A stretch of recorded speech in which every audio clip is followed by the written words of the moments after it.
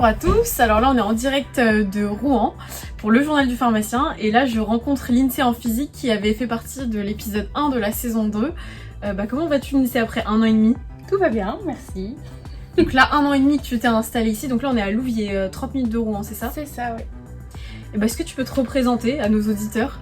Donc moi c'est Lindsay, j'ai fait mes études à la fac de Rouen, je suis installée depuis 1 an et voilà. Et est-ce que tu peux nous parler un petit peu de ta pharmacie, la typologie, la patientèle? On est dans une ville de taille moyenne, donc un petit peu plus petite que Rouen.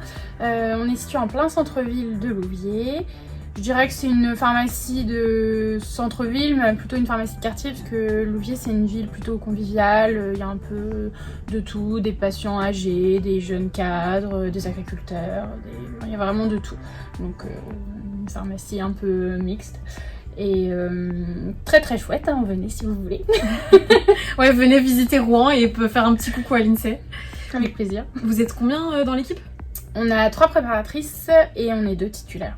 D'accord, donc 3 préparatrices, 2 pharmaciennes. Vous faites partie d'un groupement du coup, tu m'avais dit? Oui, on a le groupement Alphega qui est plutôt bien représenté en Normandie avec beaucoup de jeunes titulaires. Avant c'était un groupement un peu vieillissant, mais là c'est beaucoup plus dynamique et c'est très très chouette comme groupement, pas trop intrusif dans les facings de la pharmacie. Je pense que t'as pas trop vu de logo. Non, et en même temps on a quelques supports à afficher si on a besoin pour les campagnes diabète, les campagnes grippe, etc. Donc plutôt un groupement sympa. Et j'imagine que du coup tu es en contact avec les autres titulaires du groupement, donc ça doit pas mal aider, ouais. Oui. Puis j'ai des amis aussi qui sont dans le groupement, donc ça aide aussi. Oui, tout à fait, ouais. Et à part ça, qu'est-ce que ça t'apporte du coup d'être dans un groupement? Bah mine de rien, pour négocier les achats, c'est quand même plus sympa parce qu'on arrive avec la puissance du groupement. Pour les supports aussi de campagnes éthiques et de campagnes de prévention, on a toujours des idées mais c'est un peu difficile d'avoir le temps d'appliquer tout ce qu'on veut mettre en place, et là on a toujours des petits flyers, des petites affiches, des choses pour nous rappeler ah bah tiens ce mois-ci il y a le site d'action, ce mois-ci il y a...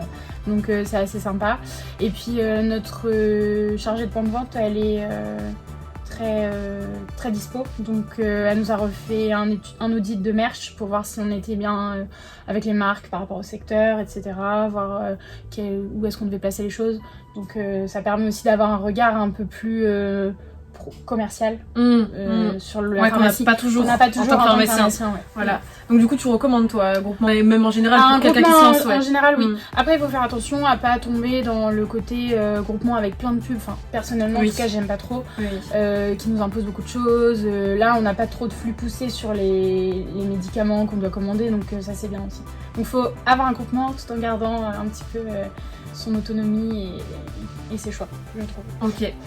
Et quels sont vos plus gros challenges du coup dans cette pharmacie? C'est-à-dire est-ce que vous êtes, par exemple, est-ce que vous êtes impacté par la crise, le manque de préparateurs et de pharmaciens ou... Alors on a eu la chance de retrouver des préparatrices très rapidement parce qu'on a eu des départs, mais on a su les remplacer. Donc je dirais que c'est plutôt une chance parce que sur le secteur de Louviers c'est très compliqué de recruter en ce moment.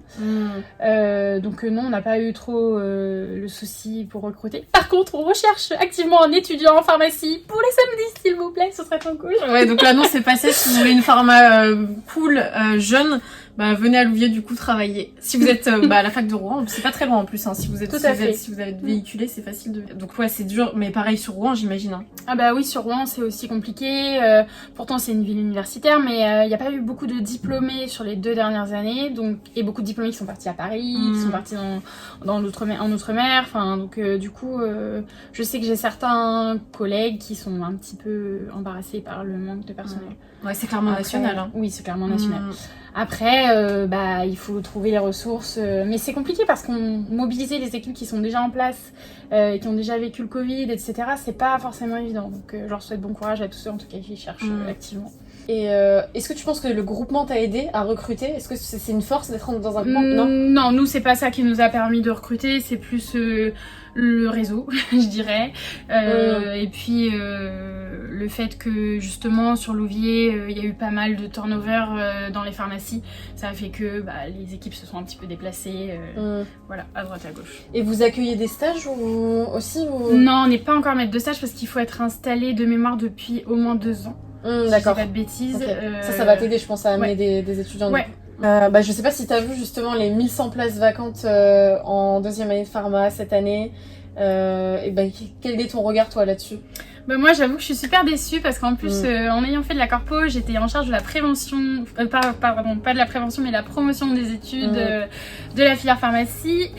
Et du coup, c'est trop dommage parce que je pense que avec la réforme qui fait que c'est plus une licence, enfin voilà, le coût des licences, j'avoue que je suis un petit peu perdue sur les nouvelles réformes, mais c'est vraiment dommage parce que je pense que la plupart des gens se cantonnent à la pharmacie d'officine. Alors moi, c'est mon métier, j'adore ça, mais il y a plein de choses à faire en pharma, que ce soit dans l'industrie, que ce soit à l'hôpital, enfin c'est un super beau métier et du coup c'est vraiment dommage de se dire que il y a de moins en moins de personnes qui sont attirées par ça, quoi. C'est dommage. Et même je pense que même l'officine est mal connue, tu vois. Par exemple, moi j'avais aucune idée de toutes les formations que tu peux faire en officine. Déjà le fait que tu es obligé d'avoir ton DU d'ortho si tu veux avoir de l'ortho, tout ce qui est les aspects micronutrition, phyto, phyto un petit peu à la fac, mais on comprend pas la puissance de tout ça, je trouve, quand on est même pas au courant en fait que ça existe limite quand on est jeune, au lycée encore moins, quoi. Donc je pense qu'il y a aussi un problème de ce côté-là, même l'officine n'est pas assez connue, je pense. Mal connue, mal interprétée. Après, j'ai l'impression que ça touche un peu tous les secteurs, c'est pas que la pharmacie. Alors ok, les places de médecins sont pourvues, mais on manque aussi de médecins, on manque que ce soit dans la restauration, enfin il y a énormément de métiers qui sont touchés par ce problème de recrutement et de pénurie. J'ai l'impression que les gens, après le Covid, ils se sont dit je vais me recentrer sur l'essentiel, moi, mes envies, ce que j'aime, etc. Moi j'ai la chance de faire un métier que j'aime, mais je pense que malheureusement il y a des gens c'est pas le cas. Donc, Complètement, je suis complètement d'accord, c'est pas du tout un problème qui est que lié à la pharmacie, c'est national.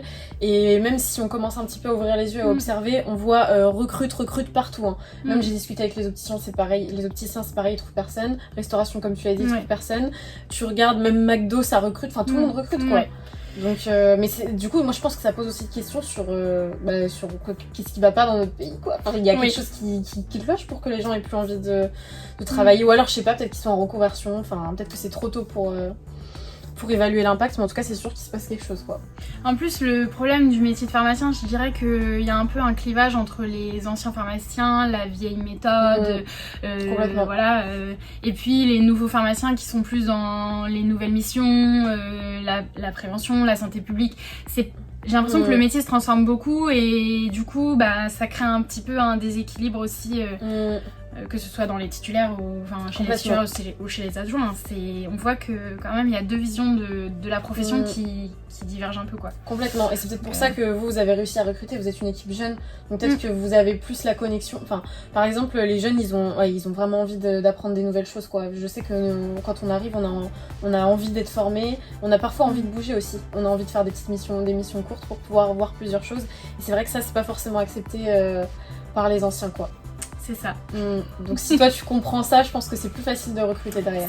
Ça peut aider, je pense. Ça peut aider, ouais. Et revaloriser le préparateur aussi.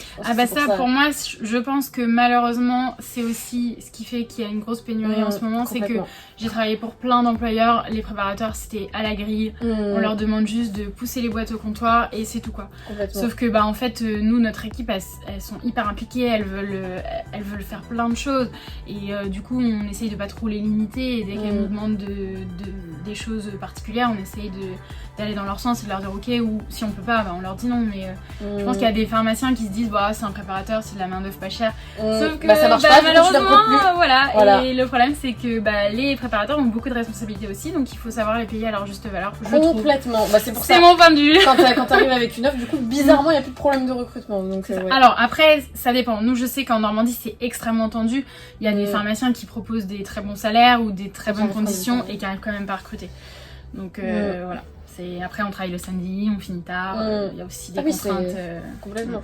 Après, je me dis peut-être qu'avec l'arrivée du Dust, là, ça va quand même bien rebattre les cartes, je pense. Même au niveau du salaire.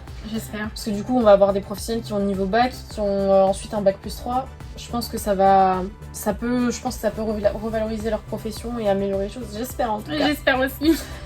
Et bon, je pense que tu as déjà un petit peu répondu, mais selon toi, justement, comment on peut attirer des professionnels dans la pharmacie en général et puis après plus particulièrement en officine? En général, je dirais qu'il faut savoir un petit peu... Avant, c'était beaucoup... la personne vient en entretien, on lui dit voilà, j'ai besoin de ça et ça. Maintenant, je pense qu'il faut être un peu plus à l'écoute de ce que la personne qui postule demande. Et puis, surtout, essayer de développer les nouvelles missions. Je sais qu'il y en a qui sont un peu hésitants à se lancer dans la vaccination, les tests. C'est pas quelque chose de facile toujours à mettre en place, mais une fois qu'on a sauté le pas, je pense que déjà ça fait venir plus de monde, et puis en plus ça donne d'autres choses à faire à l'officine, plutôt que juste ranger les commandes, faire les ordonnances. Enfin, je pense que pour certains c'est assez valorisant. Donc, complètement. Mais attends, du coup, vous êtes installé en plein Covid, du coup c'était il y a un an? Ouais, ça fait un an, ouais. Et vous avez réussi à mettre en place la vaccination et les tests, du coup? Ouais. Waouh, ouais, parce que je sais que ça c'est une grosse organisation. Donc, et ça a été comme ça a été, la super. vaccination on l'a mis très vite en place parce que mon associée elle avait l'habitude de vacciner pour les campagnes grippe, donc elle a géré toute cette partie-là. Et puis on a une préparatrice qui nous a demandé pour faire la formation, donc on lui a dit oui. Ça c'est pareil, je sais qu'il y a des titulaires qui sont un petit peu timorés là-dessus. Non, mais moi je suis pas d'accord, je pars du principe qu'il faut inclure tout le monde et que si les préparateurs ont la chance de pouvoir faire telle ou telle mission, et ben il faut les inclure, en tout cas si elles veulent. On a une préparatrice qui voulait pas faire la formation parce qu'elle était pas à l'aise avec le fait de piquer, ben y a pas de souci, enfin faut pas forcer. Et puis c'est pareil pour les tests, c'est quand même un acte qui est particulier. On a forcé personne à faire des tests, moi je m'y suis collée beaucoup. J'ai formé ensuite deux préparatrices pour m'aider et du coup elles ont pris le relais, mais au début, mon associée elle voulait pas faire de tests et il était hors de question qu'elle fasse ça, donc c'est difficile à mettre en place, mais une fois qu'on a pris le pli, ça va, hein. Enfin, franchement, faut se lancer quoi. C'est le plus dur. Ouais, super, ok. Est-ce que tu aurais un conseil à donner aux professionnels qui veulent se lancer dans l'aventure et reprendre une officine? Je pense qu'il faut être motivé, vraiment. Un conseil, être bien entouré, être bien conseillé, et puis surtout rester quand même à l'écoute des autres. Moi je suis aussi quelqu'un qui dit qu'il faut s'installer en association, comme je t'avais expliqué dans le premier podcast. Je trouve que c'est vraiment une belle aventure à deux, et du coup je dirais surtout être très motivé et bien entouré. Ok, bah merci Lindsay. De rien. Génial.